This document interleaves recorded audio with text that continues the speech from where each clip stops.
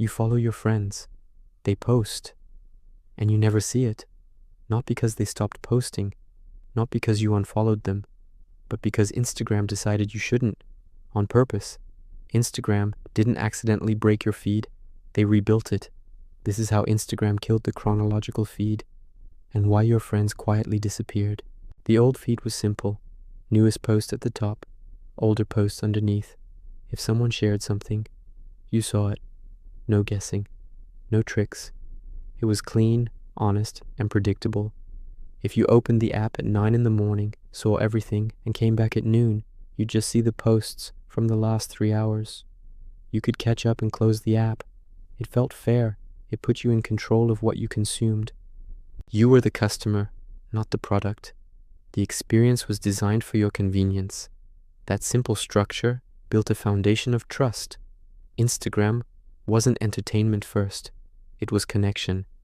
You opened the app to see people you cared about, to see the meal your friend was excited about, the vacation your cousin was on, or the new puppy your coworker just got. And the feed respected that relationship. It was a digital photo album shared among friends, a window into the lives of people you chose to follow. This is why millions of people flocked to it. It felt human, personal, and genuinely social. The platform served the user's desire for connection, and its growth was a direct result of that core value. And then, Instagram asked a dangerous question. What if showing posts in order wasn't the best way to make money? What if we could design a system that kept people on the app for just a few more minutes, every single session? That one question changed everything. This is where the algorithm era began. Algorithms aren't just a set of rules. They're learning machines designed to achieve one primary goal: maximize your attention. They decide what keeps you scrolling, what you like, what you watch longer, and most importantly, what disappears from your view entirely.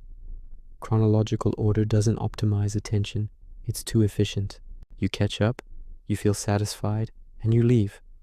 But algorithms are built to create a slot machine effect, always dangling the possibility of a better post just one more scroll away. They control the flow of information, not for your benefit, but to keep you hooked. What you see is no longer a reflection of who you follow, but a carefully curated stream designed to hold your gaze. So, why did Instagram do it? The answer is simple. Time equals money. Instagram makes money when you stay on the app longer, not when you catch up with your friends and leave. A chronological feed is efficient. An algorithmic feed is addictive. And addiction pays better. The more you scroll, the more ads you see. The longer you watch, the more data they collect to serve you even more targeted ads. Every extra second you spend on the platform is a financial win for them. The shift away from a chronological feed wasn't a feature update for users. It was a business model upgrade for the company. Your attention became the currency, and the algorithm was designed to extract as much of it as possible. The real cost of this change wasn't just a cluttered feed. It was the moments you missed. People didn't stop posting. You stopped seeing them.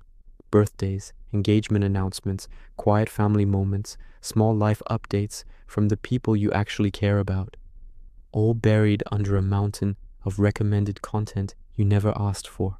The algorithm decided that a viral video from a stranger was more engaging than your friend's new haircut.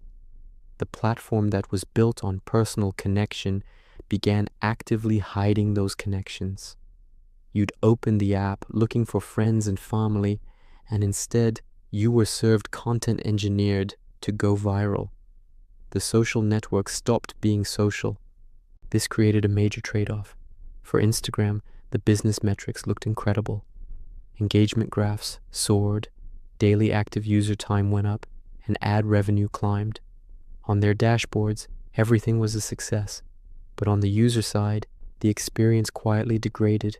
The feed stopped being about who you follow and started being about what performs. Creators and businesses had to adapt, learning to beat the algorithm by creating content that was loud, controversial, or perfectly optimized for engagement. Regular users who just wanted to share a nice photo from their weekend got quieter. Their posts weren't performing, so they were pushed to the bottom of the feed or not shown at all. The social part of social media slowly faded, replaced by a performance-based content machine. So, why has the chronological feed never truly come back? They've given us a following tab, a half measure that resets every time you close the app, but they can't fully revert, because once your entire business model is optimized for addiction and maximizing screen time, going back to an efficient, user-friendly system feels like voluntarily losing money. The algorithm is no longer just a feature. It's the engine of the entire business. Turning it off would be a catastrophic financial decision. They've built a system that is too profitable to dismantle, even if it comes at the expense of the user experience that made them popular in the first place. The lock is in place. Ultimately, Instagram didn't kill the chronological feed because it was failing. They killed it because it worked too well for users. It gave you exactly what you wanted efficiently and then let you get on with your life. It wasn't broken, but it wasn't profitable enough for the multi-billion-dollar business they became. The shift to an algorithmic feed was never about improving the product for you. It was about reshaping the product to better serve their financial goals. The friends you followed were demoted from the main event to background noise in a never-ending content stream designed to hold your attention hostage. This wasn't for you. If Instagram brought back a true, permanent chronological feed tomorrow, would you actually use it? Or has the algorithm already won, retraining our brains to crave the endless scroll of novelty? If this hit home, leave a like, drop a comment with your thoughts, and subscribe for more deep dives. Thanks for watching.